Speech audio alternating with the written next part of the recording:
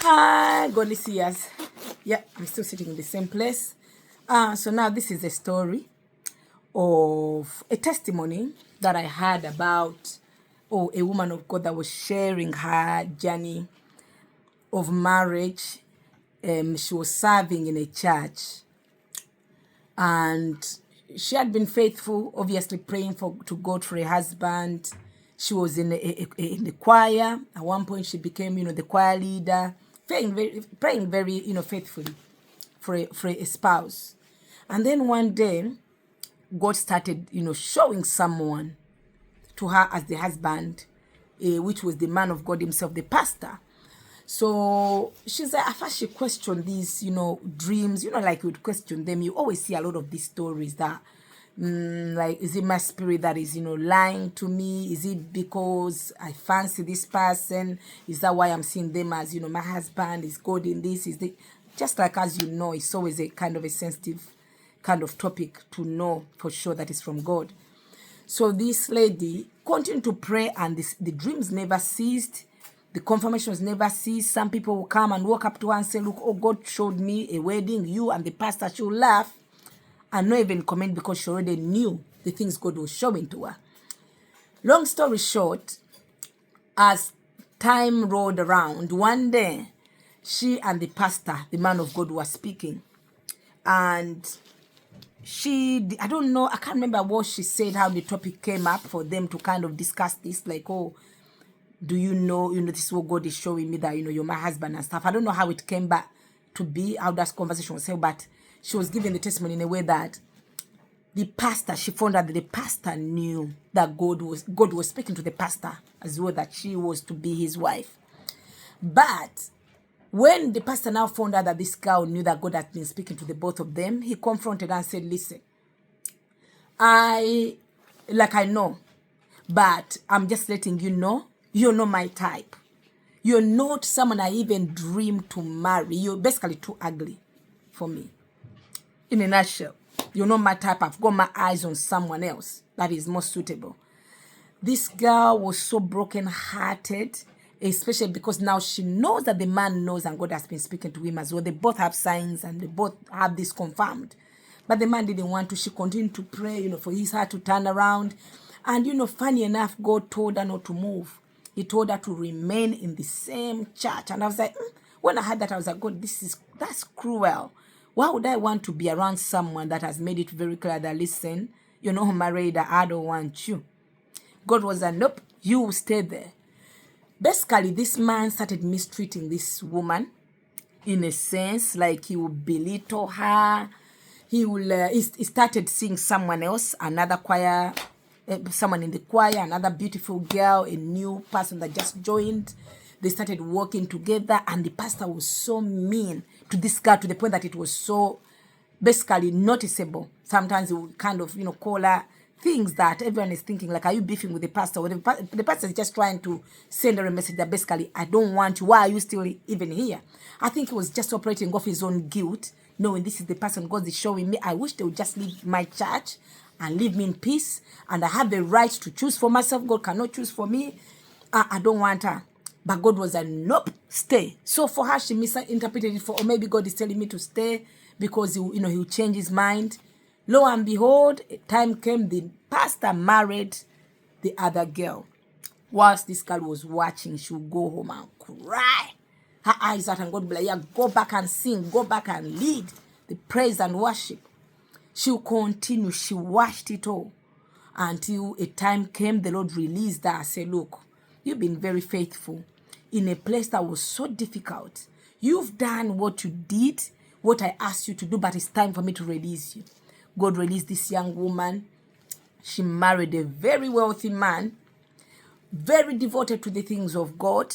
Someone that is 100 times better than this pastor. But what God said to her, that, look, you were faithful in a very difficult situation where you had to sit there, knowing there's sometimes situations where you don't know what the other person, whether it's been spoken to by God or not. But this time you both know that God was in this, but the other person rejected the will of God and decided to go, which is okay. So when the girl left, remarried someone else, very, very happily married, Within no time, she started to hear news that the new wife that the man of God had married had collapsed the ministry. It was going so badly for him, like things were happening. He married someone that he should never have tempered with, or because maybe she looked like the dream on the outside, to the point that the church closed, the ministry closed, and the man of God went back in the village. Because so many years had passed at this point, the girl didn't know where that man of God, she stopped following him, was happy in her marriage, going on with her life. And then one day she receives a phone call from that same man of God saying, look, will you forgive me? I've finally come to my senses.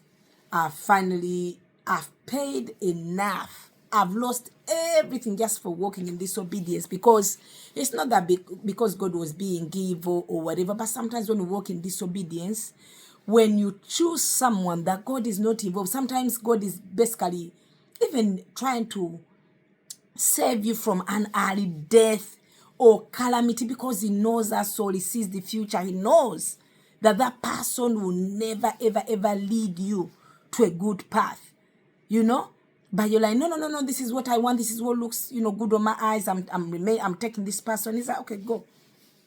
You chose for yourself. The girl was like, no, I'm sorry, I don't know if you heard or not, I'm very happily married. God a long time ago released me from you, and I forgave you. The man was begging, like the girl was like, no, it's too late, like anybody would. To this day, I don't know if his life ever straightened up again, after that. I believe all things are forgivable before God. When you get it really wrong the first time and you went back and repented, God can still give, he's a God of second chances.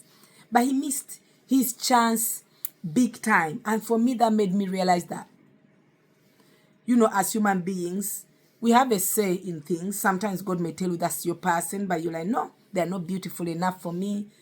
They're not, handsome enough for me. But the thing is, it's all about obedience. Will you look past what you're seeing at that point and just trust God and where he's taking you? Because the one that looks good to your eyes may be a devil in disguise. Maybe something, just like that saying that sometimes from a distance, a blessing can look like exactly like a curse. A blessing and the curse may look exactly the same. That it takes discernment and God himself for you to be able to rip them apart. They're coming to you, they're presented before you, to you, they look the same.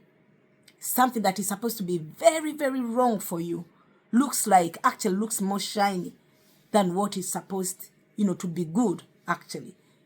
So, I don't know exactly why I was telling you that story, but I think it was just for you to be mindful that sometimes people hear God and they decide to disobey, especially in the area of marriage.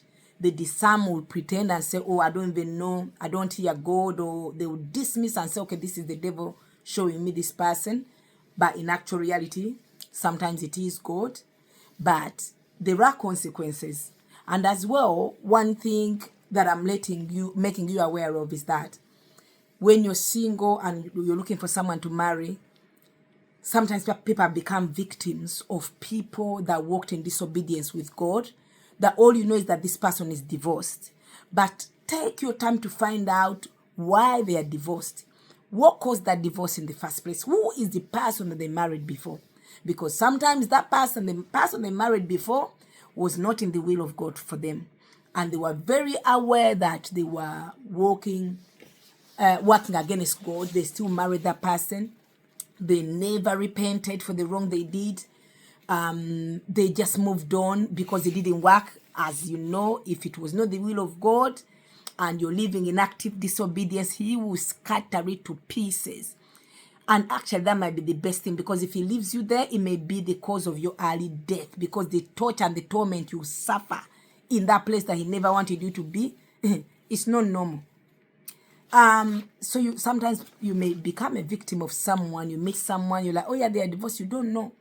They left a situation where that was never repented for. If you marry them, you are still going to become a victim of the previous sin that they committed with the other person. Unless if they repented and said, Lord, give me a fresh start. Because if they just left that situation and ran off and say, okay, the only way here is to divorce this person because they were not in the will of God for me, whoever they go on to now marry, God may not accept that. He may still reject that look, I'm expecting you to be where you went, because once you've made it a covenant and you want to stay there, you have the only way around it is to go back and ask God what he wants you to do. How should this one, be? How should this one be? But if you just move on in life, never repented, never sorted things out with God, you marry the next person before you know it, there's issues after issues after issue, because you've just married someone that has unresolved issues, has some unresolved curses following them that were never confronted, that were never resolved before God, and they think the answer is remarrying someone else. But God is still not speaking in their marital situation now because of the previous disobedience. So anyways, thank you very much for that, and I'll speak to you next time. Bye.